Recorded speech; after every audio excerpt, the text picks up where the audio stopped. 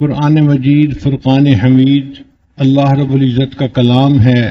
یہ اللہ کا پیغام ہے، انسانیت کے نام ہے۔ یہ کتاب ہدایت ہے۔ جو انسان اس کتاب کو پڑھے گا وہ ہدایت پائے گا۔ اللہ نے اس کتاب کو بھیجا اسی لیے ہے کہ گمراہ لوگ سیدھے راستے پہ آ جائیں، بھولے بھٹکے اپنے اللہ تک پہنچ جائیں، جو کار مذلت میں پڑے ہوئے ہوں وہ اوج ثریا پہ پہنچ جائیں۔ ہماری نظر بس پہ پڑتی ہے، ہم سمجھتے ہیں کہ یہ سواریوں کو ایک شہر سے دوسرے شہر تک پہنچاتی ہے۔ ہماری نظر ٹرک پہ پڑتی ہے، ہم سمجھتے ہیں یہ سامان کو ایک شہر سے دوسرے شہر تک پہنچاتے ہیں۔ جب ہماری نظر کرین پر پڑتی ہے تو ہم سوچتے ہیں یہ زمین پہ پڑی ہوئی چیز کو اونچی جگہ پر اٹھا کر پہنچا دیتی ہے۔ قرآن مجید اللہ کی وہ کتاب ہے جو زمین پہ گرے ہوئے انسان کو عرش تک پہنچا دیتی ہے، اوج ثریا پہ پہنچا دیتی ہے۔ یہ کتاب ہدایت ہے، یہ دستور حیات ہے، یہ منشور حیات ہے، بلکہ سچ بات کہوں یہ انسانیت کے لیے آب حیات ہے۔ اللہ نے اس کتاب کو بھیجا اسی لیے ہے۔ ان اللہ یرفع بہذا الکتاب اقواما، اللہ تعالیٰ اس کتاب کے ذریعے سے قوموں کو بلندی عطا فرماتے ہیں۔ یہ کلام اللہ بھی ہے اور کتاب اللہ بھی ہے۔ جیسے آپ کے پاس ایک ٹیکسٹ میسج آتا ہے لکھا ہوا، وہ ٹیکسٹ میسج ہوتا ہے، اس میں اور وائس میسج کے اندر فرق ہوتا ہے۔ وائس میسج کے اندر بندے کی آواز ہوتی ہے۔ تو پہلے جو کتابیں آسمان سے اتری وہ اللہ کی کتابیں تھیں، لیکن قرآن مجید اللہ کا کلام ہے، کلام اللہ۔ حدیث پاک میں ہے تبرک بالقرآن فإنہ کلام اللہ، قرآن سے برکت حاصل کرو، یہ اللہ کا کلام ہے۔ چنانچہ ایک بادشاہ گزرا ہے نوشیرواں، اس کے دروازے پر ایک دیہاتی آدمی آ گیا، عربی تھا۔ دربار نے پوچھا بھئی تم کون ہو؟ کہتے ہیں جی میں ایک عام عرب ہوں، بادشاہ سے ملنا چاہتا ہوں، میری کوئی اوقات نہیں، حیثیت نہیں ہے۔ تو اس نے بادشاہ کے پاس بھیج دیا۔ اب تھوڑی دیر بادشاہ نے اس سے حلم کلامی کی، تو بادشاہ نے اس سے پوچھا بھئی تم کون ہو؟ کہنے لگا جی میں سید العرب ہوں، عربوں کا سردار ہوں۔ تو بادشاہ بڑا حیران ہوا کہ دربان نے تو مجھے رپورٹ دی تھی کہ یہ ایک عام عرب ہے اور یہ کہتا ہے کہ میں عربوں کا سردار ہوں۔ تو بادشاہ نے اس سے وضاحت طلب کی، بھئی پہلے تیرا بیان یہ تھا اور اب تیرا بیان یہ ہے۔ اس نے کہا بادشاہ سلامت بالکل ٹھیک، جب میں آیا تھا تو ایک عام عرب تھا، پھر مجھے آپ کے ساتھ ہم کلامی کا شرف مل گیا، اب میں عام عرب نہیں رہا، اب میں عربوں کا سردار بن گیا ہوں۔ ایک عام آدمی اگر بادشاہ کے ساتھ ہم کلامی کر لیتا ہے وہ سمجھتا ہے کہ میرا مقام اتنا بڑھ گیا، اور قرآن مجید تو اللہ کے ساتھ ہم کلامی ہے۔ حدیث پاک میں ہے نبی اسلام نے فرمایا جب کوئی بندہ پڑھتا ہے الحمدللہ رب العالمین، اللہ تعالیٰ اس کا جواب دیتے ہیں حمدنی عبدی۔ پھر بندہ پڑھتا ہے الرحمن الرحیم، اگلی آیت اللہ اس کا بھی جواب دیتے ہیں۔ پھر تیسری آیت، یعنی جیسے ٹیلی فون پہ آپ بات کرتے ہیں، آگے دوسرا بندہ بات کرتا ہے تو ہم کلامی ہو رہی ہوتی ہے۔ بالکل اسی طرح جو بندہ قرآن مجید پڑھ رہا ہوتا ہے یہ بھی پڑھ رہا ہوتا ہے، اس کے جواب میں اللہ بھی ہم کلامی فرما رہے ہوتے ہیں۔ تو اللہ رب العزت سے ہم کلامی کتنا بڑا مقام ہے بندے کا۔ یہ وہ نعمت ہے جو فرشتوں کو حاصل نہیں ہے۔ فرشتے قرآن مجید سن کے سمجھ سکتے ہیں، پڑھ نہیں سکتے۔ فرشتوں میں سے صرف اللہ نے جبریل علیہ السلام کو یہ صفت دی کہ وہ نبی علیہ السلام کے ساتھ دور کیا کرتے تھے۔ اسی لیے حدیث پاک میں آتا ہے کہ جہاں کوئی بندہ قرآن پڑھتا ہے تو فرشتے بھاگ کے آتے ہیں، آؤ آؤ دیکھو اللہ کا کلام پڑھا جا رہا ہے، اور اس کے قریب ہجوم لگ جاتا ہے فرشتوں کا، اور فرشتے اس کے قریب ہوتے ہوتے حدیث پاک میں آتا ہے کہ قرآن پڑھنے والے بندے کے ہونٹوں پر اپنے ہونٹ رکھ دیتے ہیں، یعنی آسان لفظوں میں کہیں کہ اس کے ہونٹوں کو کس کرتے ہیں، اس کے ہونٹوں کو چوم لیتے ہیں کہ یہ کیسا خوش نصیب بندہ ہے، اس کے ہونٹوں سے اللہ کا کلام نکل رہا ہے۔ فرشتے ہونٹوں کو بوسہ دیتے ہیں۔ اور ایک حدیث پاک میں آتا ہے کہ لوگ گانا گانے والی عورت کے گانے کو اتنا غور سے نہیں سنتے جتنا غور سے اللہ کسی بندے کے پڑھے ہوئے قرآن کو سن رہے ہوتے ہیں۔ اللہ اکبر کبیرہ، ہم قرآن مجید پڑھیں اور اللہ رب العزت غور سے سنیں، اس سے بڑا مرتبہ اور کیا ہو سکتا ہے؟ سبحان اللہ۔ مدینہ طیبہ میں ایک قاری تھے امام عاصم رحمت اللہ علیہ، ان کے منہ سے بہت خوشبو آتی تھی۔ لوگ سمجھتے تھے منہ میں الائچی رکھتے ہیں یا کوئی اور چیز جس کی وجہ سے خوشبو آتی ہے۔ اب ایک دن ایک شاگرد تھا، وہ پیچھے پڑ گیا، حضرت آپ کے منہ سے خوشبو آتی ہے، آپ منہ میں کیا رکھتے ہیں؟ بھئی میں کچھ نہیں رکھتا، حضرت پلیز بتا دیں۔ وہ بھی کوئی لسوڑا ٹائپ بندہ تھا، چپک ہی گیا، حضرت بتا دیں، حضرت بتا دیں۔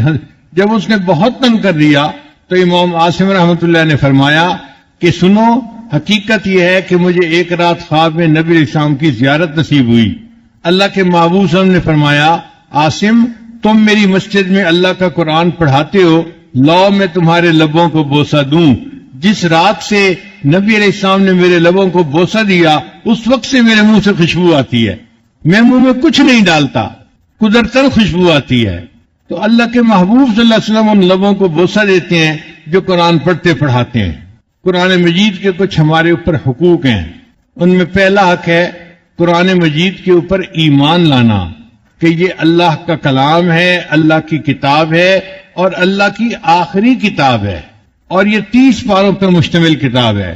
اس کتاب کے اندر نہ کوئی رد و بدل ہو سکتی ہے، نہ کوئی تحریف ہو سکتی ہے، کسی نے اس کے اندر کوئی تبدیلی نہیں کی۔ جو قرآن ہمارے مجید ہے، پاس ہے، یہ وہی قرآن مجید ہے جو نبی علیہ الصلوۃ والسلام کے پاس تھا، بغیر کسی تبدیلی کے یہ آج تک دنیا میں محفوظ موجود ہے، اس لیے کہ اس کی حفاظت کا ذمہ اللہ نے لیا ہے۔ قرآن مجید کی حفاظت کا ذمہ اللہ رب العزت نے خود لیا ہے۔ انا نحن نزلنا الذکر وانا لہ لحافظون، اس کتاب کو ہم نے ہی نازل کیا اور اس کی حفاظت کے ہم ہی ذمہ دار ہیں۔ جب اللہ اس کی حفاظت کا ذمہ لے رہے ہیں تو اب بتائیے اس میں کوئی تحریف ہو سکتی ہے؟ ممکن ہی نہیں۔ لہذا یہ قرآن مجید محفوظ کتاب ہے جو نبی علیہ السلام کے زمانے سے لے کر آج تک دنیا میں محفوظ چلی آ رہی ہے۔ قرآن مجید کا دوسرا حق ہے اس کی تلاوت کرنا۔ ہر مسلمان پر یہ حق ہے کہ وہ سال میں 2 مرتبہ قرآن مجید کو پورا مکمل پڑھے، الف لام سے لے کر الف لام میم سے لے کر والناس تک 2 مرتبہ پورے سال میں پڑھنا یہ قرآن مجید کا حق ہے۔ اگر کوئی بندہ نہیں پڑھے گا اس سے قیامت کے دن سوال کیا جائے گا۔ جبریل علیہ السلام نے نبی علیہ السلام کے ساتھ 2 مرتبہ قرآن مجید کا دور کیا تھا، آخری مرتبہ۔ تو ہر بندے کو سال میں 2 مرتبہ قرآن مجید مکمل پڑھنا چاہیے۔ 2 مرتبہ رمضان شریف میں پڑھ لے تو بھی کام ہو گیا، 1 مرتبہ رمضان میں پڑھ لے، 1 بقیہ سال میں پڑھ لے تو بھی ہو گیا۔ پورے سال میں کم از کم 2 مرتبہ قرآن پاک پڑھنا چاہیے، اور اگر زیادہ پڑھے تو زیادہ کی کوئی حد نہیں، جتنا پڑھے گا اتنا اجر اور ثواب ملے گا۔ بعض بزرگوں نے بہت کثرت کے ساتھ قرآن مجید پڑھا ہے۔ امام شافعی رحمۃ اللہ علیہ اپنے بارے میں خود بتاتے ہیں کہ میں 1 مرتبہ مکہ مکرمہ سے مدینہ طیبہ گیا اور مجھے راستے میں 16 دن لگے اور میں نے 16 دنوں میں 16 مرتبہ قرآن مجید پڑھ لیا۔ امام اعظم ابو حنیفہ رحمۃ اللہ علیہ کا رمضان میں معمول تھا کہ ہر رمضان میں 63 قرآن مجید مکمل پڑھتے تھے، 1 قرآن مجید دن میں، 1 قرآن مجید رات میں، 30 ضرب 2 60 ہو گئے، اور 3 قرآن مجید تراویح کی نماز میں، تو 63 قرآن مجید کا معمول تھا پورے رمضان میں۔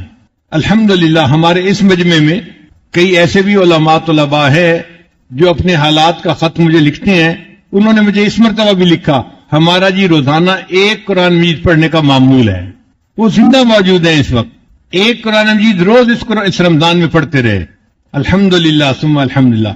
اور 10 پارے 15 پارے روز پڑھنا، یہ تو بہت لوگوں نے اپنے حالات میں لکھا کہ ہمارا روز کا معمول 15 پارے کا ہے، 20 پارے کا ہے، 10 پارے کا ہے۔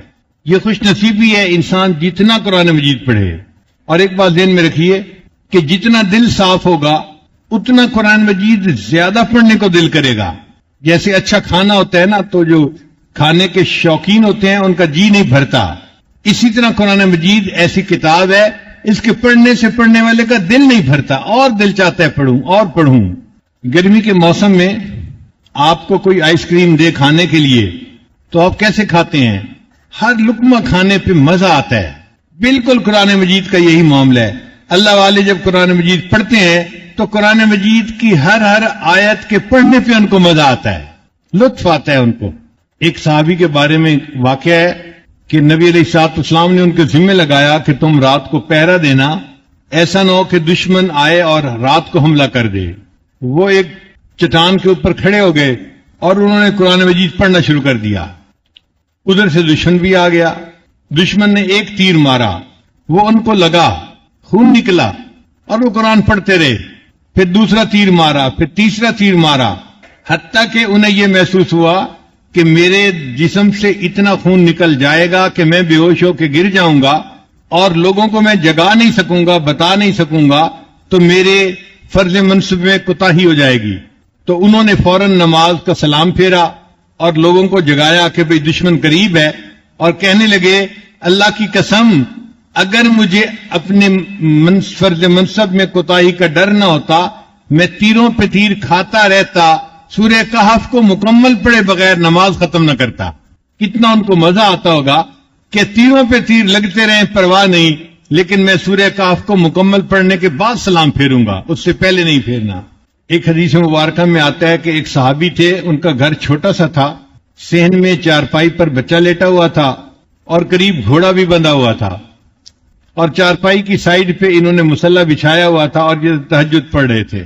اب جب تہجد میں قرآن پڑھتے تو دل چاہتا کہ ذرا اونچا پڑھوں، تھوڑا جہر سے پڑھوں، لیکن جب یہ جہر سے پڑھتے تو گھوڑا بدکنے لگتا، ڈر ہوتا کہ یہ گھوڑا بچے کو لات مارے گا، تو وہ آہستہ پڑھتے، پھر آہستہ پڑھتے تو دل مچلتا کہ اونچا پڑھو، پھر اونچا پڑھتے پھر گھوڑا مچلتا، ساری رات اسی میں ہی لگی رہی۔ جب انہوں نے سلام پھیرا تہجد کے وقت تو دیکھا کہ کچھ بلب ہیں، روشنیاں ہیں جو ان کے سر کے قریب تھی اور پھر وہ دور آسمان کی طرف جا رہی تھی۔ وہ بڑے حیران ہوئے کہ میں آج یہ منظر کیا دیکھ رہا ہوں۔ صبح نبی علیہ السلام کی خدمت میں حاضر ہوئے، اے اللہ کے حبیب صلی اللہ علیہ وسلم، آج رات میرے ساتھ یہ معاملہ ہوا کہ میں نے کچھ روشنیوں کو دیکھا جو مجھ سے دور آسمان کی طرف جا رہی تھی۔ نبی علیہ السلام نے فرمایا یہ اللہ کے فرشتے تھے جو تمہارا قرآن سننے کے لیے آسمان سے اتر آئے تھے۔ اگر تم قرآن اونچا پڑھتے رہتے آج مدینے کے لوگ اپنی آنکھوں سے فرشتوں کو دیکھ لیتے۔ انسان قرآن پڑھتا ہے، اللہ کے فرشتے آسمان سے اترتے ہیں قرآن سننے کے لیے۔ تو یہ ہماری خوش نصیبی ہے، ہم قرآن مجید کی زیادہ سے زیادہ تلاوت کریں۔ قرآن مجید کا تیسرا حق ہے قرآن مجید کو یاد کرنا، یہ فرض کفایہ ہے۔ اگر کسی آبادی میں ایک دو حافظ ہوں گے تو فرض پورا ہو جائے گا سب کی طرف سے۔ ویسے دستور یہ ہے کہ ہر بچے کو آخری 3 پارے ضرور قرآن مجید یاد کروانا چاہیے۔ 28، 29 اور 30 یہ 3 پارے آسان ہیں، ہر بچہ یاد کر لیتا ہے۔ ہمارا یہ تجربہ ہے کہ جس کو بھی کہیں، لڑکا ہو یا لڑکی، سب آخری 3 پارے آسانی سے یاد کر لیتے ہیں۔ اور چونکہ صورتیں چھوٹی چھوٹی ہیں، کبھی انہوں نے رمضان میں تہجد پڑھنی ہے، کبھی لیلۃ القدر میں جاگنا ہے، تو وہ لمبی تہجد بھی پڑھ سکتے ہیں، اور 3 پارے کے حافظ ہونے کی برکت سے ان بچوں میں نیکی بھی آ جاتی ہے۔ تو ہر بچے کو آخری 3 پارے کا تو حافظ بنانا ہی چاہیے، پکی بات۔ جب وہ 3 پارے کا حافظ بن جائے پھر ٹیچر پیرنٹ میٹنگ کال کرنی چاہیے، ماں باپ بھی ہوں، استاد بھی ہوں اور وہ لڑکا بھی ہو۔ اب سب میٹنگ کریں، لڑکے سے پوچھیں بھئی آپ نے 3 پارے یاد کر لیے، کیا آپ بقیہ قرآن پاک بھی یاد کر لیں گے؟ اور لڑکا سینے پہ ہاتھ لا کے کہے ہاں میں ضرور حافظ بنوں گا، اس کے اندر ایک جذبہ ہو، ایک شوق ہو۔ اور ماں باپ کہے جی کہ ہاں ہم بھی تیار ہیں، اور ٹیچر کہے جی لڑکا بڑا عقل مند ہے، اس نے اچھے یاد کر لیے ہیں 3 پارے، یہ باقی بھی یاد کر لے گا۔ جب تینوں متفق ہو جائیں اس بچے کو تیسرے آگے پورا قرآن یاد کرنے کے لیے آپ بٹھا دیں، وہ بچہ 2 سال کے اندر پورے قرآن پاک کا حافظ بن جائے گا۔ اور اگر بچے کا اپنا موڈ حافظ بننے کا نہیں، اس کو مت قرآن پاک کا حافظ بننے کے لیے بٹھائیں۔ لوگ اپنے شوق میں بچے کو حافظ بناتے بناتے اس کو بددین بنا دیتے ہیں۔ اوپر سے وہ بچہ حافظ بن رہا ہوتا ہے، اندر سے بددین بن رہا ہوتا ہے، چونکہ اس کے دل میں شوق نہیں ہوتا۔ تو یہ کوئی زبردستی کی بات نہیں ہے، خوشی دیا ونگا، یہ خوشی کی بات ہے۔ جو شوق سے بچہ بننا چاہتا ہے وہ بنے، جو نہیں بن سکتا کوئی بات نہیں، کیونکہ فرض کفایہ ہے، کچھ بچوں کا بننا ضروری ہے۔ ہمارا یہ تجربہ ہے، ایک عام ایوریج آئی کیو لیول کا بچہ 2 سال کے اندر آرام سے قرآن مجید یاد کر لیتا ہے، اور اگر زیادہ ذہین ہو تو 1.5 سال میں بھی یاد کر لیتا ہے، 1 سال میں بھی یاد کر لیتا ہے۔ ہمارے پاس مدرسے میں ایک لڑکی آئی، وہ ڈبل ایم اے تھی، ایم اے جغرافی، ایم اے کیلیگرافی، اور کہنے لگی کہ میں حافظہ بننا ہے۔ تو مجھے گھر والوں نے پوچھا کہ جی چھوٹی بچیاں حافظ بنتی ہیں، اور یہ تو 26 سال کی 25 سال کی جوان بڑی لڑکی ہے، یہ کیسے بیٹھے گی ان چھوٹی چھوٹی بچیوں کے ساتھ؟ میں نے کہا آپ اس کو ترغیب دیں کہ وہ عالمہ بنے اور بخاری شریف والا کورس پڑھ لے. اس میں بڑی عمر کی بچیاں ہوتی ہیں، ان کے ساتھ یہ آسانی سے ایڈجسٹ ہو جائے گی. اس بچی نے جواب دیا، جی مجھے شوق ہے حافظہ بننے کا، میں پہلے حافظہ بنوں گی بعد میں عالمہ بھی بنوں گی. ہم نے اس کو بٹھا دیا. اللہ کی شان دیکھیں جی کہ وہ بچی قرآن مجید یاد کرتی رہی 8 مہینے میں اس نے پورے قرآن مجید کو یاد کر لیا. تو 8 مہینے میں قرآن مجید کو یاد کرنے کی بھی مثالیں موجود ہیں، اور اس سے کم وقت میں بھی لوگوں نے یاد کیا. چنانچہ ہمارے ایک ساتھی ہیں لاہور کے، جامعہ اشرفیہ سے انہوں نے دور حدیث کیا. رمضان سے پہلے کا وقت تھا، وہ روزانہ لاہور سے آتے تھے اور مجھے آ کے کہتے تھے کہ حضرت مجھے سر پہ تیل لگانے کا بہت تجربہ ہے، آپ مجھے 20 منٹ دے دیا کریں، میں آپ کے سر پہ تیل لگا کے چلا جاؤں گا. اب مطالعہ کرنے والا بندہ تھکا ہوا تو ہوتا ہی ہے، تو میں اس کو 1-2 دفعہ بلایا تو میں نے محسوس کیا کہ واقعی اس کو بڑا تجربہ ہے. اس نے مجھے کہا جی کہ یہ 8-10 دن ہیں، آپ مجھے 8-10 دن اجازت دے دیں، میں جب بھی آؤں میں 20 منٹ تیل لگا کے واپس چلا جاؤں گا. میں نے کہا ٹھیک ہے. میرے دن میں تھا یہ بچہ مسجد میں نفلی اعتکاف کی نیت سے ٹھہرا ہوا ہے، جب میں اسے بلا لیتا ہوں یہ آ جاتا ہے اور سر پہ تیل لگا دیتا ہے. مجھے ساتھی نے کہا کہ حضرت نہیں، یہ روزانہ لاہور جاتا ہے اور پھر اگلے دن پھر لاہور سے واپس آ کے 20 منٹ تیل لگا کے پھر واپس چلا جاتا ہے. میں نے اس سے پوچھا کہ مفتی صاحب کیا ایسا ہی ہے؟ اس نے کہا جی میرے والد صاحب کی دکان ہے اور وہ مجھے چھٹی نہیں دے رہے، وہ کہتے ہیں کہ تم نے میرے ساتھ جاب کرنی ہے، تو مجھے دکان پہ بھی 8 گھنٹے والد کے ساتھ گزارنے پڑتے ہیں. میں آتا ہوں 20 منٹ تیل لگا کے پھر واپس بس پہ چلا جاتا ہوں اور باقی وقت وہاں اپنے والد کے ساتھ جاب کرتا ہوں اور پھر اگلے دن پھر آ جاتا ہوں، سونا ختم. مجھے بڑی حیرت ہوئی کہ یہ نوجوان بالکل ہی نہیں سوتا اور صرف ادھر سر پہ تیل لگاتا ہے، پھر سفر کر کے جاتا ہے اور وہاں جا کے والد کے ساتھ پھر جاب کرتا ہے. تو میں نے اسے کہا کہ ایسے کرو کہ کل جب جاؤ نا اپنے والد کے پاس، ان کو میرے سلام دینا اور کہنا کہ پیر صاحب نے سلام دیا ہے بس. اور میں نے دعا کی کہ اللہ اس کے والد کو توفیق دے کہ وہ اس بچے کو تھوڑا وقت فارغ دے دے. اللہ کی شان دیکھیں، اس نے جا کے والد صاحب کو سلام دیے تو والد صاحب نے کہا تم روز آتے جاتے ہو، تمہاری کوئی کمی کوتاہی پیر صاحب کو پتہ چل گئی ہوگی، اس لیے انہوں نے مجھے سلام بھیجے ہیں. اچھا ایسے کرو کہ تم پورا مہینہ جاؤ اور ان کے پاس اعتکاف کر لو. تو والد نے پورے رمضان کے مہینے کے اعتکاف کی اس کو اجازت دے دی. وہ بچہ بڑا خوش میرے پاس آیا، حضرت مجھے تو پورے رمضان اعتکاف کی اجازت مل گئی. میں نے کہا بہت اچھا ہے، اب آپ ایسا کریں کہ مسجد میں اعتکاف کریں اور وقت عبادت میں گزاریں. کہنے لگا حضرت میں عالم تو بن گیا ہوں، اگر آپ اجازت دیں تو میں حافظ بھی بن جاؤں. میں نے کہا ضرور کوشش کرو. اللہ کی شان دیکھیں، اس بچے نے اسی مسجد میں قرآن مجید یاد کرنا شروع کیا اور 30 دن کے اندر پورا قرآن مجید یاد کر لیا. وہ دن میں پارا یاد کرتا تھا اور رات کو تراویح کی نماز میں سناتا تھا. 30 دن میں یاد کر لیا. میں سناتا تھا لوگوں کو کہ 30 دن میں بچے نے یاد کیا. میرا بڑا بیٹا حافظ حبیب اللہ حافظ ہے، کہنے لگا ابو میں حافظ ہوں، مجھے پتہ ہے. اس نے 28 دن میں یاد کیا، 29ویں شب میں اس نے قرآن پاک مکمل پڑھ لیا تھا. تو آج کے دور کا ایک نوجوان اس زمانے میں 1 مہینے میں قرآن مجید کو یاد کر لیتا ہے، اور اس سے کم وقت میں بھی قرآن مجید کو یاد کیا گیا. کتابوں میں لکھا ہے امام اعظم ابو حنیفہ رحمۃ اللہ کا ایک شاگرد تھا، اس کا نام تھا محمد. بڑے امیر باپ کا بیٹا تھا، بہت امیر باپ کا، اور خوبصورت بہت تھا بچہ اور بہت ذہین تھا. امام شافعی کا استاد بنا. جب امام صاحب کے پاس پڑھنے آیا تو امام صاحب نے کہا کہ بچے لگتا ہے کہ تم تو حافظ نہیں ہو. اس نے کہا جی میں حافظ تو نہیں ہوں. فرمایا تمہیں پتہ نہیں کہ میرا شاگرد بننے کے لیے حافظ بننا ضروری ہے، یہ پری ریکوائرمنٹ ہے، جو میرے پاس پڑھنے آئے وہ حافظ ہونا چاہیے، تم جاؤ اور حافظ بن کے آؤ. وہ بچہ اٹھا اور چلا گیا. پھر 1 ہفتے کے بعد وہ امام صاحب کو ملنے کے لیے آیا. امام صاحب سمجھے اپنے استاد کو سلام کرنے کے لیے آیا تو پوچھے محمد کیسے آئے؟ حضرت آپ نے فرمایا تھا جاؤ قرآن مجید کو یاد کر کے آؤ. میں 1 ہفتے میں پورے قرآن مجید کو یاد کر کے واپس آ گیا ہوں. 1 ہفتے میں قرآن مجید کو یاد کرنے کی بھی مثالیں دنیا میں موجود ہیں. اور اس سے بھی کم وقت میں حضرت مفتی تقی عثمانی رحمت برکاتہم نے کتاب لکھی ہے، تراشے اس کا نام ہے. چھوٹی چھوٹی باتیں ہیں اس میں وہ لکھتے ہیں کہ ایک عالم تھا، ہشام کلبی حدیث کا بھی بڑا عالم تھا مگر حافظ نہیں تھا. ان کے بارے میں ہے کہ ایک دفعہ دوست بیٹھے ہوئے تھے, آپس میں بات کرنے لگے, فلاں عالم ہے, فلاں حافظ بھی.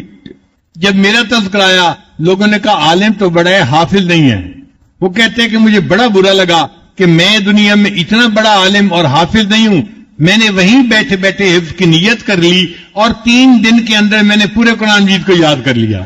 3 دن میں قرآن مجید کو یاد کرنے کی مثالیں بھی موجود ہیں. عمر کے اعتبار سے دیکھیں تو اکثر دیکھا گیا کہ بہترین عمر 7-8 سال, 9 سال, 10 سال, یہ بہترین عمر ہے قرآن مجید کو یاد کرنے کی. النقش کالحجر, اس عمر میں جو یاداشت ہوتی ہے نا وہ پتھر پہ لکیر کی مانند ہوتی ہے. جو بچہ یاد کر لیتا ہے اسے یاد رہتا ہے. لیکن ہارون رشید کے دور میں ایک باپ اپنے بیٹے کو لے کے آیا اور کہنے لگا کہ ہارون رشید میرا بیٹا حافظ ہے, آپ اس کی منزل سنیں. ہارون رشید خود بھی حافظ قرآن تھا. اس نے 3-4 دفعہ سنا جگہ سے, بچے نے بالکل ٹھیک سنایا. جب اس کا سرٹیفکیٹ باپ نے دکھایا تو اس وقت بچے کی عمر 5 سال تھی. یعنی 5 سال میں وہ بچہ قرآن پاک کا حافظ بن چکا تھا. اللہ اکبر کبیرہ. تو 5 سال کے بچے بھی حافظ بنتے ہیں, 10 سال کے بچے بھی, اور بڑی عمر کے لوگ بھی. چنانچہ ہمارے ایک ساتھی تھے, مجھے انہوں نے فرمایا کہ آپ نے دستار بندی کے لیے ضرور آنا ہے. میں نے کہا جی بہت اچھا, میں حاضر ہو جاؤں گا. چنانچہ میں گیا. جب دستار بندی ہو رہی تھی میں نے دیکھا ان کے سر کے بال سفید, داڑھی کے بال سفید, بھویں بھی سفید, پلکیں بھی سفید, بازو کے بال بھی سفید, جسم پہ کالا بال نظر نہیں آتا تھا. میں نے ان سے پوچھا جی آپ کی عمر کیا ہوگی؟ کہنے لگے جی میری عمر اس وقت 90 سال کے قریب ہوگی. اور اس وقت انہوں نے قرآن مجید کا حفظ مکمل کیا تھا. تو 5 سال کا بچہ بھی حافظ بنا اور 90 سال کی عمر کا بوڑھا بھی قرآن مجید کا حافظ بنا. اللہ اکبر کبیرہ. یہ قرآن مجید کا اعجاز ہے کہ اس کو یاد کرنا آسان ہے, ورنہ دنیا میں کوئی ایسی کتاب نہیں جو اتنے والیوم کی ہو اور اس کو کسی بندے نے یاد کیا ہو. کسی کتاب کا کوئی حافظ نہیں ملے گا. اگر حافظ ملے گا تو قرآن پاک کا ملے گا. یہ اللہ کے کلام ہونے کی ایک دلیل ہے ہمارے سامنے. ہر دور اور ہر زمانے میں کوئی ایک دن ایسا نہیں گزرا کہ پوری دنیا میں قرآن مجید کا کوئی حافظ موجود نہ ہو. کوئی ایک دن بھی ایسا نہیں گزرا.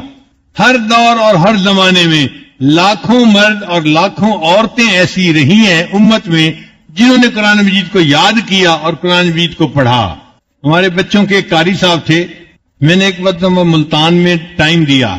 وہ مجھے کہنے لگے کہ حضرت میرا گھر ملتان کے قریب ہے, آپ آ ہی رہے ہیں تو ایک وقت کا کھانا میرے گھر کھا لینا. میں نے کہا بہت اچھا. ہمارے بچوں کے استاد تھے تو میں نے ان کا اکرام کیا. اب 2-4 مہینے بعد میں تو بھول ہی گیا, لیکن جب میں ملتان پہنچا پروگرام کے لیے تو قاری صاحب نازل ہو گئے. حضرت آپ نے وعدہ کیا تھا ایک وقت کھانے کا, آپ میرے ساتھ چلیں. ہم چل پڑے. وہ ہمیں ملتان سے لے کے نا ایک دیہات میں لے گئے. دیہات میں کوئی 200-300 گھر ہوں گے, اور اپنے گھر کی بیٹھک میں جا کے مجھے بٹھا دیا. میں نے کہا قاری صاحب اگر میں ملتان میں رات کو پروگرام کرتا تو ہزاروں لوگ فائدہ اٹھاتے. آپ نے مجھے یہاں دیہات میں بٹھا دیا ہے تو میرے یہاں آنے کا کیا فائدہ؟ ساتھی بیٹھا تھا, وہ کہنے لگا حضرت جی ہاں یہ توپ سے چڑیا مارنا چاہتے تھے. تو قاری صاحب کہنے لگے حضرت اپنی جگہ بات ہے, مگر میں آپ کو ایک مقصد کے لیے یہاں لایا ہوں. میں نے پوچھا کیا مقصد؟ کہنے لگے یہ ایسا گاؤں ہے کہ جس میں پچھلے 200 سال سے ایک دن بھی ایسا نہیں گزرا کسی گھر میں کوئی بچہ حافظ قرآن نہ ہو. ہر گھر میں حافظ قرآن ہے. اس لیے اس بستی کا نام ہے حافظ والا. بستی کا نام بھی حافظ والا پڑ گیا. آپ غور کیجئے اس وقت میں ہمارے ملک میں یہ گاؤں آج بھی موجود ہے جس گاؤں کے ہر گھر میں کوئی نہ کوئی بندہ قرآن مجید کا حافظ موجود ہے, اور یہ 200 سال کا ریکارڈ ہے وہاں کا. تو الحمدللہ قرآن مجید کی محبت اللہ نے دلوں میں ایسی ڈالی ہے کہ لوگ قرآن مجید کے حافظ بنتے ہیں, اور ہمارے ملک میں الحمدللہ حافظ بننے کا یہ رجحان بہت زیادہ ہے. ایک مسجد میں تراویح پڑھانی ہوتی ہے اور الحمدللہ اس مسجد میں 15-15, 20-20 حافظ موجود ہوتے ہیں. یہ اللہ کا فضل ہے اور اللہ کا کرم ہے. یہ جو حافظ لوگ ہوتے ہیں نا یہ قرآن مجید کی فلیش ڈرائیو ہوتے ہیں. آج کمپیوٹر پہ کوئی کام کرے نا تو اس میں کام کو محفوظ کرنا ہو تو 2 طریقے ہیں. ایک طریقہ ہے اس کو میموری کے اوپر ریکارڈ کر لیا جائے. ہارڈ ڈسک بھی کر سکتے ہیں, ویسے بھی ڈسک پہ کر سکتے ہیں, اور فلیش ڈرائیو پہ بھی کر سکتے ہیں. مگر فلیش ڈرائیو کو لانا لے جانا آسان ہوتا ہے, اس میں پورا وہ ریکارڈ موجود ہوتا ہے. تو جو حافظ قرآن بچے ہیں نا, وہ حقیقت میں قرآن مجید کی فلیش ڈرائیو ہے. وہ جہاں بھی بیٹھا ہوگا اس کے دماغ کے اندر قرآن مجید محفوظ ہوگا. اللہ نے قرآن مجید کو ایک تو اس طرح محفوظ کیا, اور دوسرا طریقہ ہوتا ہے کہ اس کو پرنٹ کر کے اس کی ہارڈ کاپی اپنے پاس رکھ لیں. اللہ نے قرآن مجید کو اس طرح بھی محفوظ کروایا. چنانچہ نبی علیہ السلام پر جب وحی آتی تھی تو نبی علیہ السلام صحابہ کو بلا کر قرآن مجید لکھوا دیا کرتے تھے. وہ جو لکھنے والے تھے ان کا نام تھا کاتبین وحی. ان کی تعداد 16 کے قریب آئی ہے. 16 صحابہ کرام ایسے تھے جو لکھنا پڑھنا جانتے تھے. وہ قرآن مجید لکھتے تھے. اس زمانے میں پیپر نہیں تھا, تو کبھی کپڑے پر, کبھی چمڑے پر, کبھی لکڑی پر, کبھی کسی ہڈی پر, کسی اس قسم پتھر کے اوپر وہ قرآن مجید کی آیتیں لکھ لیا کرتے تھے. اب ان کو کہتے تھے پارچات. یہ پارچات مختلف لوگوں کے پاس محفوظ تھیں نبی علیہ السلام کے زمانے میں. جب اللہ کے حبیب صلی اللہ علیہ وسلم نے پردہ فرمایا تو سیدنا ابوبکر صدیق رضی اللہ عنہ نے امیر المومنین بن گئے. حضرت عمر رضی اللہ عنہ نے مشورہ دیا کہ امیر المومنین, وہ جو قرآن مجید کے پارچات ہیں نا, آپ ان کو حکومتی نگرانی میں ایک جگہ پر اکٹھا محفوظ کروا لیں تاکہ ایتھنٹسٹی باقی رہے اس کی. تو سیدنا صدیق اکبر رضی اللہ عنہ نے ایک جماعت بنائی. زید رضی اللہ عنہ ایک صحابی تھے جو حافظ قرآن تھے, ان کے ساتھ 4 اور صحابی تھے. یہ 5 بندے پانچوں حافظ تھے, اور ان کے ذمہ لگایا تم 5 بندے حافظ ہو, تم جاؤ اور یہ پارچات جہاں جہاں جس کے پاس محفوظ ہیں ان سے لے کر ایک جگہ پر اس کو اکٹھا کر دو. چنانچہ یہ دین اسلام میں پہلی حکومتی کوشش تھی جس میں سارے قرآن مجید کے پارچات کو ایک جگہ کے اوپر جمع کر دیا گیا. تو ابوبکر صدیق رضی اللہ عنہ کو جامع القرآن کہا گیا, قرآن کے پارچات کو ایک جگہ جمع کروانے والے. اب مسئلہ بنا کہ اس کو رکھا کہاں جائے, تو صدیق اکبر نے فرمایا کہ ام المومنین حفصہ رضی اللہ تعالیٰ عنہ, جو عمر رضی اللہ عنہ کی بیٹی بھی تھی اور نبی علیہ السلام کی بیوی تھی اور ام المومنین تھی, وہ لکھنا پڑھنا جانتی تھی. انہوں نے کہا کہ میں ان کو ان کے پاس محفوظ رکھواؤں گا. چنانچہ ام المومنین حفصہ رضی اللہ تعالیٰ عنہ نے اس کی ذمہ داری لی, اور یہ سارے پارچات ان کے پاس محفوظ رہے. جو بندہ خود لکھنا پڑھنا جانتا ہو وہ دوسرے کو اس میں کوئی رد و بدل نہیں کرنے دیتا. چنانچہ ام المومنین نے نگرانی کی اور یہ پارچات ایک جگہ پر رہے. پھر جب عثمان غنی عنہ کا زمانہ آیا, اس وقت کپڑے کے یعنی چمڑے کے اوپر لکھنے کا ایک رواج پڑ گیا تھا, نئی ایجاد پڑ گئی تھی. تو حضرت عثمان غنی عنہ نے ان پارچات سے اس سارے قرآن مجید کو چمڑے کے اوپر منتقل کروا دیا اور اس کو کتابی شکل بنا کے 7 کتابیں بنوائیں. اس زمانے میں مسلمانوں کے 7 صوبے تھے اور ہر صوبے کے مرکز میں انہوں نے ایک کتاب بھجوائی. ان میں سے ایک نسخہ آج بھی ترکی کے عجائب گھر میں موجود ہے, اور دوسرا نسخہ ازبکستان کی تاشکند کے ایک مسجد میں جس کا نام ہے تلہ شیخ مسجد, وہاں بھی موجود ہے. الحمدللہ اللہ نے مجھے ان دونوں نسخوں کی زیارت کی توفیق عطا فرمائی. عثمان غنی عنہ ناشر القرآن کہلوائے کہ انہوں نے قرآن مجید کو پوری دنیا کے اندر نشر کر دیا, پھیلا دیا.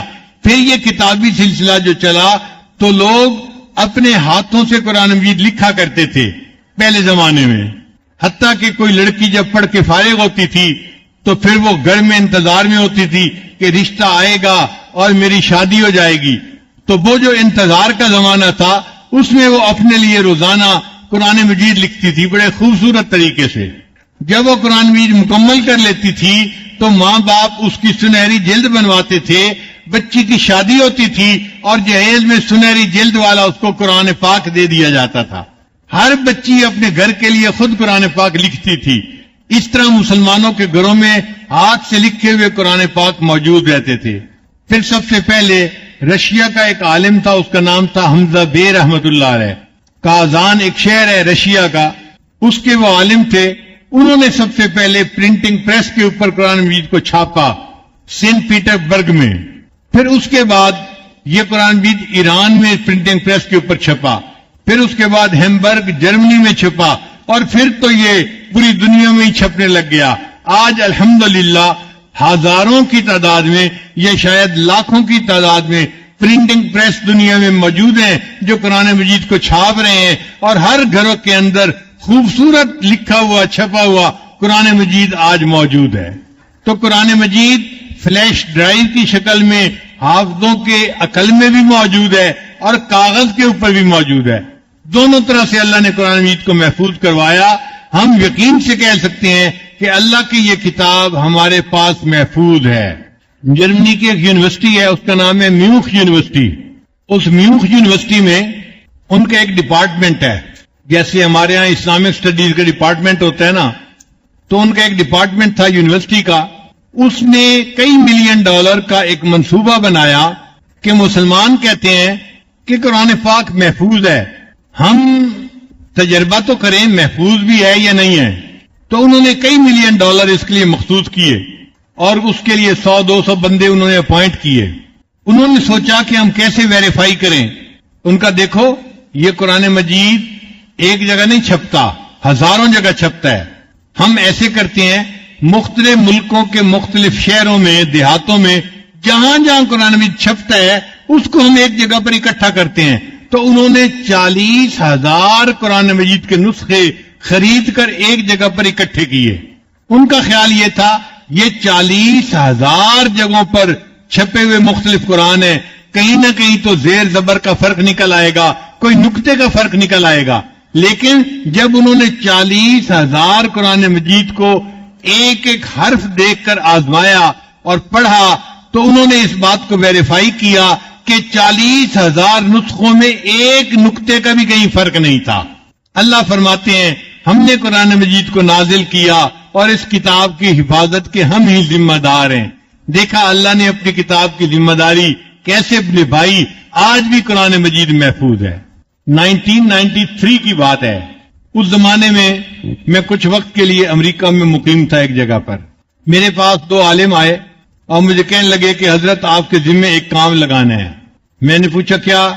کہنے لگے کہ یہاں پر ایک سوسائٹی بنی ہوئی ہے، انٹرفیتھ سوسائٹی اس کا نام ہے، یعنی مذاہب کے درمیان ہم آہنگی ہونے کے لیے ایک سوسائٹی بنائی ہے انہوں نے.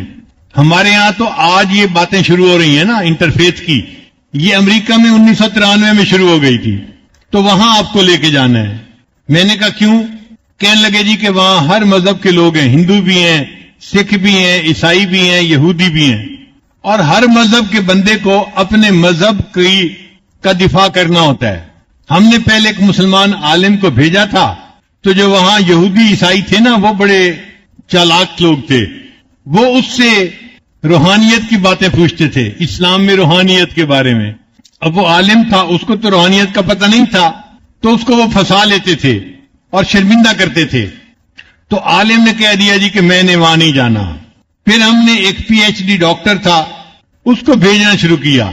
تو وہ اس سے سائنس کی باتیں پوچھتے تھے. اب وہ عالم تو تھا اور کسی سبجیکٹ میں وہ PhD ڈاکٹر بھی تھا، لیکن سائنس نہیں پڑھا ہوا تھا. اب جب اس کو سائنس کی باتیں سمجھ میں نہ آتی تو اس کو پھنسا لیتے. وہ بھی بڑا پریشان ہوا اور اس نے کہا جی کہ میں نے نہیں جانا. کہنے لگے کہ اب ہمارے پاس کوئی بندہ نہیں کہ جس کو ہم وہاں بھیجیں، ہم آپ کو بھیجتے ہیں. آپ جو ہے وہ عالم ہیں یا روحانیت کو بھی جانتے ہیں اور سائنس کو بھی جانتے ہیں. Jack of all trade but master of none. تو اب چونکہ علماء نے کہا تھا تو میں ان کے ساتھ چلا گیا.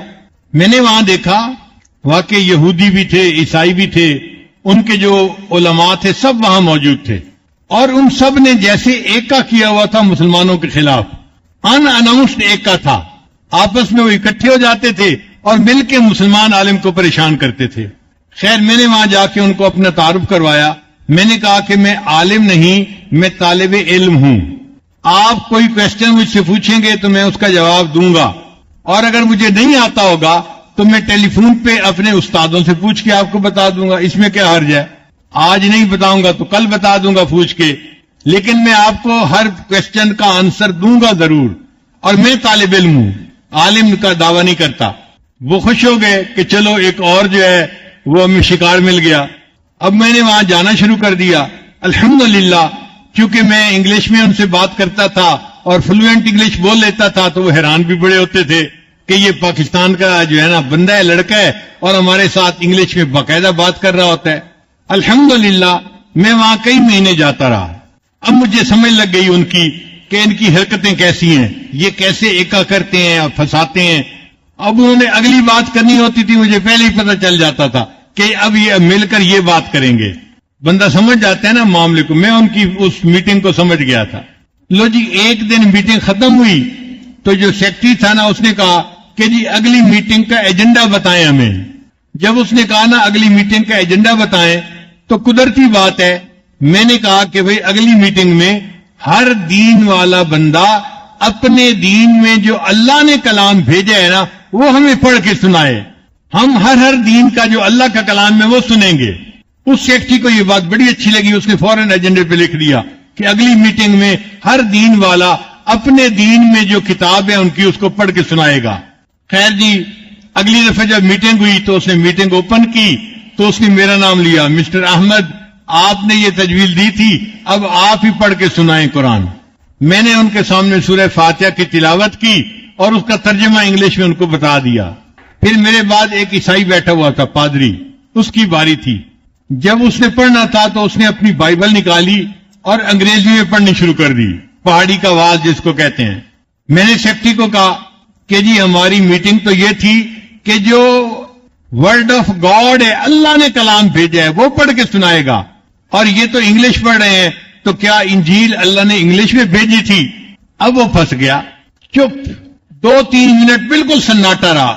2-3 منٹ کے بعد جو آگے ربائی بیٹھا تھا نا، یہودیوں کا عالم، وہ بڑا تیز ترار بندہ تھا، وہ بھی پریشان تھا کیونکہ اس نے بھی ہبرو زبان میں نہیں پڑھنا تھا جس میں کہ تورات اتری تھی، وہ بھی انگلش کی ٹرانسلیشن لے کے آیا ہوا تھا۔ تو اس کو سمجھ لگ گئی اگر پہلے پہ آبجیکشن ہوا ہے تو میرے اوپر بھی آبجیکشن ہوگا، تو وہ ایسے آگے بڑھتا ہے اور مجھے کہتا ہے Mr Ahmed let me tell you loud and clear, Mr Ahmed میں آپ کو واضح الفاظ میں کہتا ہوں پوری دنیا میں صرف مسلمان ایسے ہیں کہ ان کے پاس اللہ کا کلام اپنی اصل شکل میں محفوظ ہے، باقی کسی کے پاس اللہ کا کلام محفوظ نہیں ہے۔ الحمدللہ ثم الحمدللہ۔ میں نے کہا انا نحن نزلنا الذکر وانا لہ لحافظون، ہم نے ہی اس قرآن کو نازل کیا اور اس قرآن کی حفاظت کے ہم ہی ذمہ دار ہیں۔ الحمدللہ ثم الحمدللہ۔ قرآن مجید آج بھی محفوظ حالت میں ہمارے پاس موجود ہے، اور یہ اللہ کا فضل ہے کہ اللہ نے ہمیں توفیق دی۔ ہمارے ایک قاری صاحب نے نماز میں کھڑے ہو کر قرآن مجید سنایا، ان کے سامنے قرآن مجید کھلا ہوا نہیں تھا، وہ زبانی پڑھ رہے تھے، جہاں کہیں اٹکتے تھے پیچھے سے ان کو بتانے والے بتا دیتے تھے، اور انہوں نے الف لام میم سے پڑھتے پڑھتے آج والناس تک قرآن پاک کو ختم کیا۔ یہ قرآن مجید کے ختم کی محفل ہے۔ حدیث مبارکہ میں نبی الاسلام نے فرمایا کہ جب قرآن مجید ختم کیا جاتا ہے اس رات میں وہ قاری صاحب اللہ سے جو دعا مانگتے ہیں اللہ ان کی ہر دعا کو قبول فرماتے ہیں۔ رات کے شروع میں ختم کریں تو رات کے شروع سے لے کے سحری ہونے تک پوری رات ان کی دعائیں قبول ہوتی ہیں، اور اگر وہ دن میں قرآن پاک ختم کریں تو صبح سے لے کے شام تک ان کی دعائیں قبول ہوتی ہیں۔ تو قرآن مجید کی محفل میں، ختم قرآن کی محفل میں دعا قبول ہونے کی بشارت تو نبی علیہ السلام نے عطا فرمائی، اور اوپر سے رمضان مبارک کی رات بھی ہے، اور رمضان مبارک کی 29 کی رات بھی ہے۔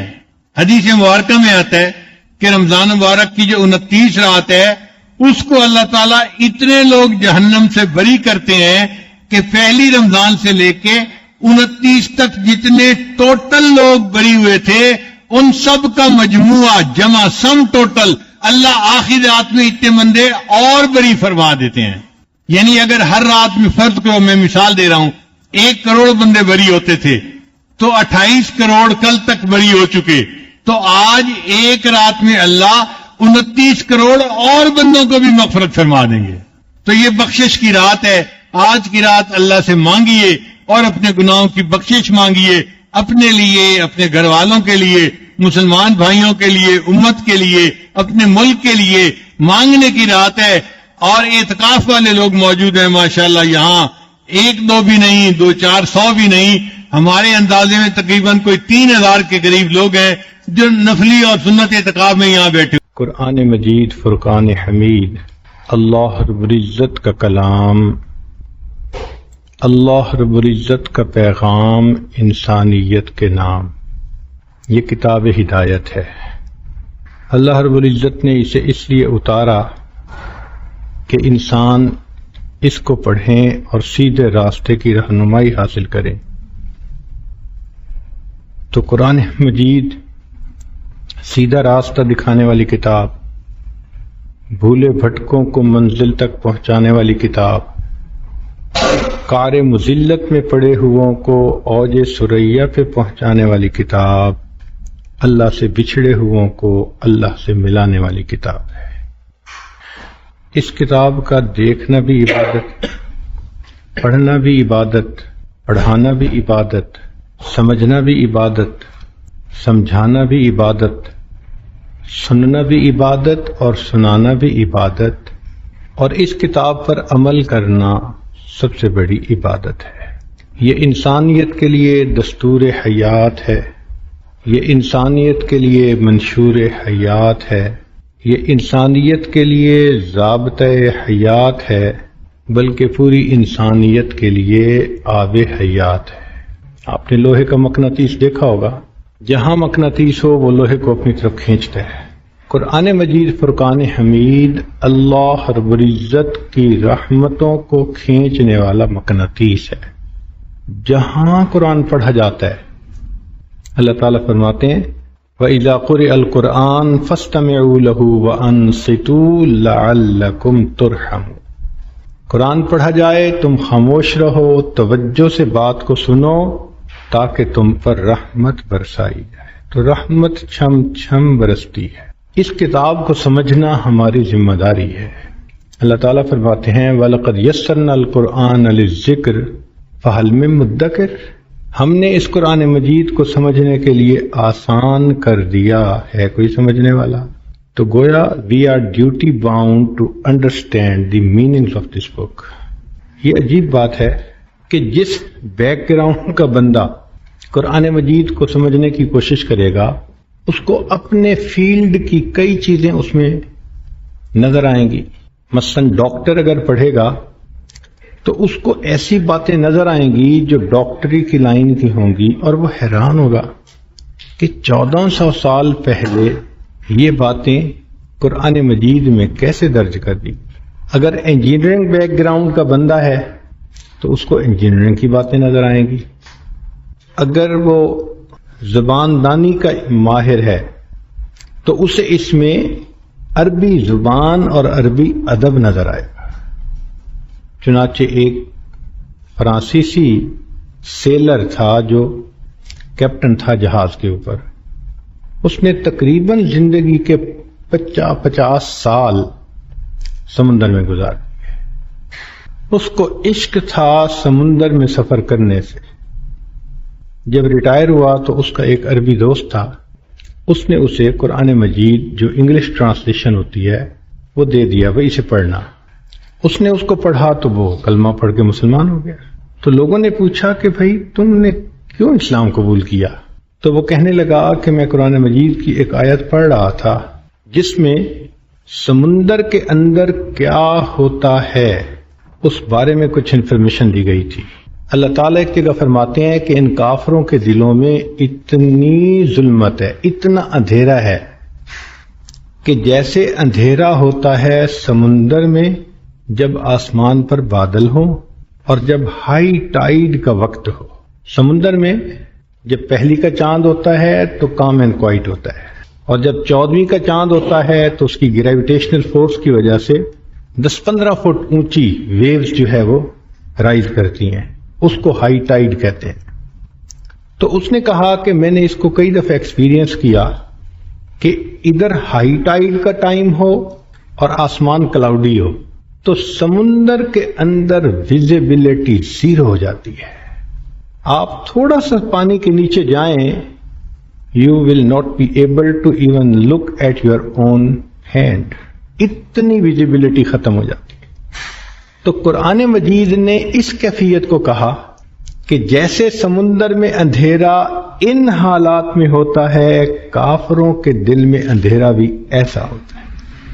تو کہتے ہیں کہ میں نے سوچا کہ بھائی ہو سکتا ہے مسلمانوں کے پیغمبر اسلام کو سمندر کا سفر کرنے کا موقع ملا ہو۔ تو کہتے ہیں میں نے ان کی زندگی کے بارے میں پوچھا، خود مطالعہ کیا، پتہ چلا کہ وہ زندگی میں ایک مرتبہ بھی سمندر کا سفر نہیں کیا۔ تو جس بندے نے کبھی ایکسپیرینس ہی نہ کیا ہو، وہ اتنا ایگزیکٹلی ایک چیز کو جو مینشن کر رہا ہے، اس کا مطلب یہ اس کا کلام نہیں، یہ اس کائنات کے بنانے والے کا کلام۔ اس ایک آیت کے اوپر غور کر کے وہ آدمی مسلمان بن جاتا ہے۔ ایک اور آیت بڑی سمپل جو آج کل کے بچے بھی سمجھ سکتے ہیں، اللہ رب العزت قرآن مجید میں فرماتے ہیں وَجَعَلْنَا مِنَ الْمَاءِ كُلَّ شَيْءٍ حَيٍّ، ہم نے ہر چیز کو پانی سے زندگی بخشی۔ یعنی لائف کی جو اوریجن ہے، اللہ فرماتے ہیں وہ واٹر سے ہوئی ہے۔ اب آج کل کی بات ہے، موسٹ ماڈرن سائنٹیفک دور ہے کہ مریخ کے اوپر مشن بھیجا جانا تھا یہ چیک کرنے کے لیے کہ وہاں پہ لائف ہے یا نہیں۔ تو سائنسدان آپس میں مل بیٹھے کہ کرائیٹیریا کیا ہونا چاہیے، تھمب رول کیا ہونا چاہیے کہ جس سے ہم شورٹی سے کہہ سکیں کہ وہاں لائف ہے یا نہیں ہے۔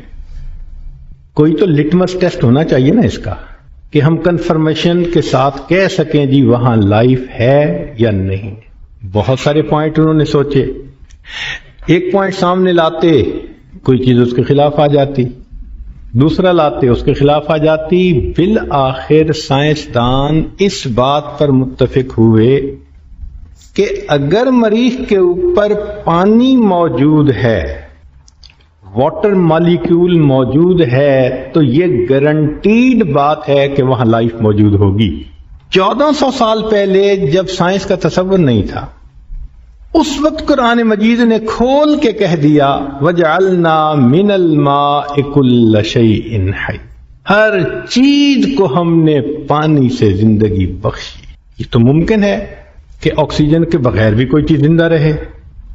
جو میڈیکل جاننے والے لوگ ہیں وہ سمجھتے ہیں کہ اینوریبک بیکٹیریا کیا ہوتا ہے، بغیر آکسیجن کے زندہ رہتا ہے، لیکن پانی کے بغیر زندہ نہیں رہتا۔ اگر ڈی ہائیڈریشن ہو جائے کسی چیز کی، پلانٹ کی ہو جائے تو وہ مر جاتا ہے، بندے کی ہو جائے تو وہ مر جاتا ہے۔ پانی کے بغیر زندگی کا تصور نہیں ہے۔ قرآن مجید نے 1400 سال پہلے بتا دیا تھا وَجَعَلْنَا مِنَ الْمَاءِ كُلَّ شَيْءٍ حَيٍّ۔ اور دیکھو بندہ اگر اندازہ لگا کے بات کرے نا تو کانفیڈنس سے بات نہیں کر سکتا۔ قرآن مجید نے تو کل کا لفظ استعمال کیا کہ یہ بھی نہیں کہ کوئی شک ہے شاید کوئی لائف ہو، کل شیء حی، ہر زندگی ہم نے پانی سے پیدا کی۔ تو انسان جب پڑھتا ہے تو حیران ہوتا ہے کہ اللہ رب العزت نے کائنات کی صداقتوں کو اس کتاب کے اندر اکٹھا کر دیا ہے۔ Ultimate realities of the universe اللہ نے ان کو اکٹھا فرما دیا۔ کبھی ہم اپنا انٹرسٹ ڈیولپ کریں اس کے ساتھ، اس کو سمجھنے کا اپنا ایک لطف ہے، جب شروع کریں گے تو پھر مزہ آئے گا۔ یاد ہے مجھے کہ جب کالج میں اسٹوڈنٹ تھے، بلکہ اسکول میں، تو ہم نے اس وقت گریویٹیشنل فورس کے بارے میں پڑھا اور نیوٹن لاز آف موشن پڑھے۔ تو اس بچپن کی عمر میں ایک نیا کنسپٹ تھا ہمارے سامنے، ذرا سی کوئی ایگزامپل آتی تھی تو ہم فوراً ایکسلریشن کیلکولیٹ کرنے لگ جاتے تھے، فائنل سپیڈ کیلکولیٹ کرنے لگ جاتے تھے۔ ایک دن ٹیچر نے ہمیں ایک کوشچن دیا کہ یہ بتاؤ کہ اگر تمہارے پاس اتنا بڑا ڈرل ہے کہ جو پوری زمین کے سینٹر میں ایک سوراخ کر سکتا ہے، اور زمین کا جو سرکمفرنس ہے وہ 24,000 میل ہے، اس لیے کہ زمین 1,000 میل فی گھنٹہ کی رفتار سے چلتی ہے تو 24 گھنٹے میں دن مکمل ہو جاتا ہے۔ تو سرکمفرنس یہ ہے، اگر سینٹر میں ایک ہول کر دیا جائے اور اس میں ایک کوئن ڈال دیا جائے تو بتاؤ کہ وہ دوسرے سرے سے کتنے عرصے کے بعد نکلے گا۔ اب سب بچوں نے جلدی سے دیکھا کہ اچھا یہ اگر سرکمفرنس ہے تو اس کا ڈائیمیٹر کیا ہوگا، اور شروع ہوا اس سپیڈ سے اور اتنا ایکسلریشن ہوتا ہے گریویٹیشنل فورس کی وجہ سے، اور بس کیلکولیٹ کر کے بتا دیا کہ جی وہ اتنے عرصے کے بعد نکل جائے گا۔ پوری کلاس نے جو بھی آنسر دیا ٹیچر نے سب کا جواب غلط کر دیا۔ ہم بڑے حیران کہ ٹیچر نے ہمیں خود ہی تو لاز آف موشن پڑھائے تھے اور اس کے مطابق ہم نے کیلکولیٹ کی ہے، اور یہ کہتا ہے کہ غلط ہے۔ اب ٹیچر نے ایک نیا کنسپٹ دیا، اور وہ کنسپٹ تھا پینڈولم کا، جو ہم نے اس سے پہلے سائنس میں نہیں پڑھا تھا۔ اس نے کہا کہ دیکھو، جب کوئن اوپر سے ڈالا جائے گا تو چونکہ سینٹر میں ہے نا سینٹر آف گریویٹی، تو وہ سپیڈ تیز ہو جائے گی اور سینٹر کی طرف کھنچتا چلا جائے گا، مگر سینٹر میں جا کے وہ رکے گا نہیں۔ کیوں؟ کہ اس کے اندر مومنٹم آ چکا ہوگا، اس مومنٹم کی وجہ سے وہ نیچے جائے گا۔ اب فورس اس کو اوپر کھینچے گی، چونکہ فورس نے تو سینٹر کی طرف کھینچنے، تو اب اس کی سپیڈ کم ہوتی جائے گی، اور زمین میں سے نکلنے سے پہلے وہ پھر اسی تیزی کے ساتھ اوپر جائے گا، پھر مومنٹم کی وجہ سے اوپر جائے گا، ٹو اینڈ فرو ہوتا رہے گا۔ وہ کوئن اس میں سے زندگی میں کبھی بھی نہیں نکل سکتا۔ اب ہم نے سائنس میں ایک چیز پڑھی تو بڑے حیران ہوئے۔ اللہ کی شان کے کچھ دنوں کے بعد قرآن مجید پڑھ رہے تھے، تفسیر میں ایک بات لکھی ہوئی تھی کہ اللہ رب العزت نے قارون اور اس کے خزانے کو زمین میں دھنسایا، اور وہ زمین میں قیامت تک دھنستا رہے گا، کبھی زمین سے باہر نہیں نکل سکے گا۔ حیران ہو گئے، یا اللہ، نہ پینڈولم کا کنسپٹ تھا، نہ مومنٹم کا کسی کو پتا تھا۔ 1400 سال پہلے کون جانتا تھا؟ قرآن نے اس وقت بھی کہہ دیا، ورنہ عام عقل تو یہ کہتی ہے نا کہ جتنی بھی تھوڑی سپیڈ کے ساتھ جائے، آفٹر آل 100 سال، 200 سال، 1 ملین ایئر، کچھ نہ کچھ عرصے کے بعد نکلنا ہے اس کو دوسری طرف۔ قرآن نے کہا نہیں، وہ زمین میں دھنستا رہے گا، کبھی زمین سے نکل نہیں سکتا۔ قرآن مجید کی بات 100% سچی۔ ہم لوگ یونیورسٹی میں تھے تو ایک لڑکا تھا جو ایتھیسٹ تھا، دہریہ تھا، تو کبھی کبھی وہ آ کے کوسچن پوچھا کرتا تھا۔ ایک دن مجھے کہنے لگا کہ مجھے انصاف بہت پسند ہے۔ ہم نے کہا انصاف سب کو پسند ہوتا ہے۔ وہ کچھ زیادہ ہی ایمفیسس اس کے اوپر دینے لگ گیا۔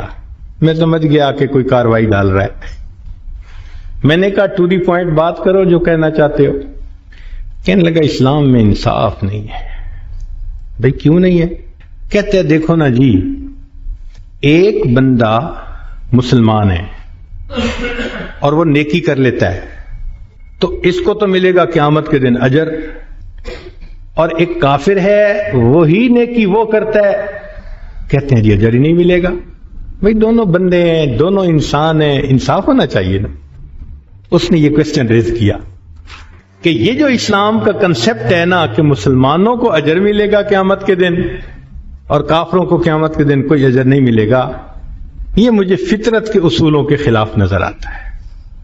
اب اپنے ذہن میں وہ ایک ایسا کوسچن لے کے آیا تھا کہ جس کے سامنے اس نے سوچا کہ بس میں اس کو چپ کروا دوں گا اور میں ڈومینیٹ کروں گا۔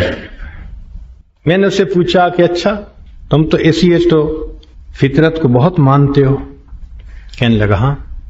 میں نے کہا جو لاز آف نیچر ہیں وہ تو سچ ہے نا، حقیقت ہے؟ کہنے لگا ہاں۔ مانتے ہو؟ کہتے ہیں مانتا ہوں۔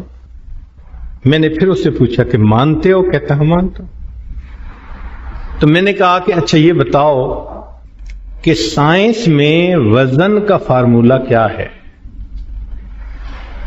اب سائنس کے چھٹی جماعت کے طلباء بھی جانتے ہیں کہ W = M × G، کہ وزن برابر ہوتا ہے کسی چیز کی ماس کیا ہے اور گریویٹیشنل فورس سے اس کو ضرب دے دیتے ہیں۔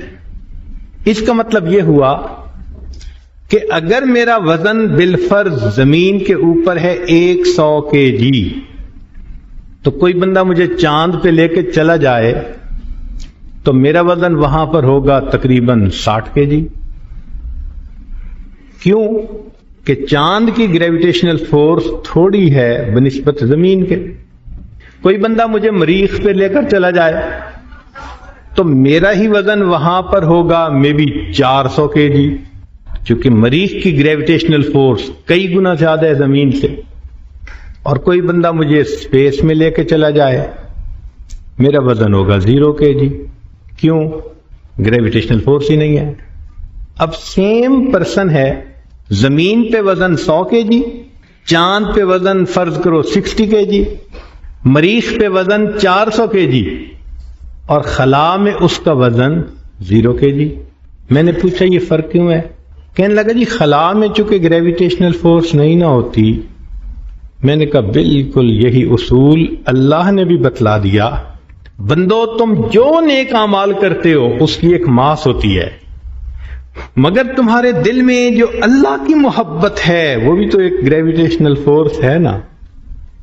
وہ جتنی زیادہ ہوگی اتنا ہم تمہیں اجر زیادہ دیں گے، اور کافر کے دل میں تو وہ ہوتی ہے 0. تو پھر اس کا اجر کیا بن گیا؟ بات سمجھ میں آ گئی. قرآن مجید نے قیامت کے دن یہ نہیں کہا کہ ہم ان کے وزنوں کو، یعنی ان کے اعمال کا اجر کیوں نہیں دیں گے. فرمایا فلا نقیم لہم یوم القیامت وزنا، وزن ہی نہیں ہوگا ان کا قیامت کے دن. جب وزن ہی نہیں ہوگا، 0 ان کا ویٹ ہے، تو اجر کیسا ملے گا؟ تو دیکھیے 1400 سال پہلے پروردگار عالم نے جو باتیں کہیں آج سمجھ میں آتی ہے. سورہ یاسین شریف آپ پڑھتے ہیں، اس کی ایک چھوٹی سی آیت ہے، لَلشَّمْسُ يَنبَغِي لَهَا أَن تُدْرِكَ الْقَمَرَ وَلَا اللَّيْلُ سَابِقُ النَّهَارِ. سورج کو زیب نہیں دیتا کہ چاند کو پکڑ سکے، رات دن سے پہلے نہیں آ سکتی. وَكُلٌّ فِي فَلَكٍ يَسْبَحُونَ. یہ سب کے سب اپنے اپنے آربٹ کے اندر گھوم رہے ہیں. 1400 سال پہلے تو یہ بھی نہیں طے ہوا تھا کہ زمین گھومتی ہے یا زمین اسٹیشنری ہے. جب بنیاد نہیں تھی، ویل ابھی نہیں بنا تھا، ویل کا کنسپٹ بھی نہیں تھا ابھی، اس وقت قرآن کہہ رہا ہے کہ یہ سورج، چاند اور ستارے وَكُلٌّ سارے کے سارے فی فلک، فلک کہتے ہیں دائرے کو، یسبحون تسبیح کر رہے ہیں، اپنے اپنے دائرے میں تسبیح کر رہے ہیں. کیا مطلب کہ یہ اپنے اپنے آربٹ میں گھوم رہے ہیں. زمین کا آربٹ اور ہے، چاند کا آربٹ اور ہے، سورج کا آربٹ اور ہے. 1400 سال پہلے یہ بتا دینا تو معلوم ہوا کہ قرآن مجید میں اللہ رب العزت نے جو اپنا کلام فرمایا وہ ہے تو ہدایت کے لیے، لیکن چونکہ خالق کائنات کا کلام ہے تو کہیں کہیں ہمیں سمٹم ملتے ہیں، کلو مل جاتا ہے کہ مقصد کیا ہے اس بات کا. اس لیے ہم جس بیک گراؤنڈ کے ساتھ قرآن مجید کو پڑھیں گے ہمیں اس میں عجائبات نظر آئیں گے، حیران ہوں گے کہ پروردگار عالم کا یہ کلام کتنا سچا ہے. ہاں اس چیز کی ضرورت ہے کہ ہم اس قرآن مجید کو سیکھنے کی کوشش کریں. یہ بھی ایک مزے کی بات ہے کہ آج کے دور میں the total words used in Quran have been calculated. So they amount to be 84,000 few hundred. Total words used in Quran. But most of them, they have been repeated again and again. For example, Ya ayyuhalladhina amanu, it has been repeated for 86 times. Aqimus salah has been repeated for more than 700 times. So if we just concentrate on the words which have not been repeated, or Aqimus Salah has been repeated 700 times, but it is one word. Ya ayyuhalladhina amanu, one word. So the total different words which have been used in Quran, they amount to be only 2,000. 2,000 different words have been used in Quran. And luckily, those brothers who can understand and communicate in Urdu language, 500 words of Quran are used in Urdu language. For example, insan, badan, ruh, arsh, kursi, kalam, jannat, Jahannam. These are all Quranic words. and they are used in Urdu language. So if we take them out, then the rest of the words are only 1500. So will we be able to justify on the day of judgment, oh Allah, we had no time to understand the meanings of 1500 words. And Allah will say, I gave you trillions of brain cells, and you could read mathematics, you could read bio, you read computer sciences, medical sciences, engineering, only 1500 words. And truly speaking, if we try to understand the meaning of one word with every prayer time, so 5 words, we can easily understand every day. So it means only 1 year is required. Even if a person has no time, 5 words a day, if you tell just to a small child, he will be able to remember the meanings. Not to speak of the mature people. And if we have an interest in ourselves and we want to study it within 40 days, you can easily understand the meanings of 1500 words. And one more beautiful point, that only 125 words are which comprise maybe more than 60% text of Quran. 125 words. So if you understand those 125 words, you start understanding the meanings at least. Shah Wali Allah Madad Delvi Rahmatullah Alayhi, he wrote that to understand the Quran, there are 2 levels. One level is the level of an ordinary and common person. And the second is the level of the scholars. So if you want to become a scholar, then you need to spend maybe 8 years of life, 10 years of your life. You have to go to the proper institution, study Arabic, and then you will be able to understand the meanings. But then you will be able to take out the answer of different questions from Quran. You will get the capability to deduce masail from the verses of Quran. But this level is not required for everyone. This is for ulama who make specialization. We are common person and we need only the meanings. For example, in Taraweeh, Imam Sahib is reciting the Quran. We should at least know what he is speaking about. He is speaking about paradise, about hell, about the nation of Yusuf alayhi salam, nation of Ibrahim alayhi salam. So what we are being told to do, we just need to know that. And that's very easy to understand. That's why in Quran, Allah subhanahu wa ta'ala has said, وَلَقَدْ يَسَّرْنَا الْقُرْآنَ لِلذِّكْرِ فَهَلْ مِن مُدَّكِرٍ. We have made this Quran easy to understand. Is there any one of you who wants to understand? So I don't think now there can be any excuse left behind. So every single person should try to understand the meanings of the words of Quran. Keep contact with the ulama. Ask them that I want to understand the meanings. Can you please help me to understand it? And within a year, you will be able to understand the Quran. If you get a message from your friend in a language which you do not understand, what do? You delete it. No, you check the number. Number is my fast friend, very close friend. He has sent me a message and I don't understand the language. Okay, you go to some person, contact him. Please, can you translate it to me? And if you don't find, you go to some other person. You always search for a person who can translate it for you. Then when you understand, you say, okay, well, Allah subhanahu wa ta'ala sent a message 1400 years ago. And we have spent almost 50 years of our life. And still we read the Quran, we do not understand the meanings. How pity it is. So may Allah subhanahu wa ta'ala give us the tawfiq to make a firm commitment that we will try to understand the meanings of Quran in our life. Our experience is that college, university going students, they can easily understand the meanings of the whole Quran in just 40 days. 40 days only are required. So this is our duty. We are duty bound to do it.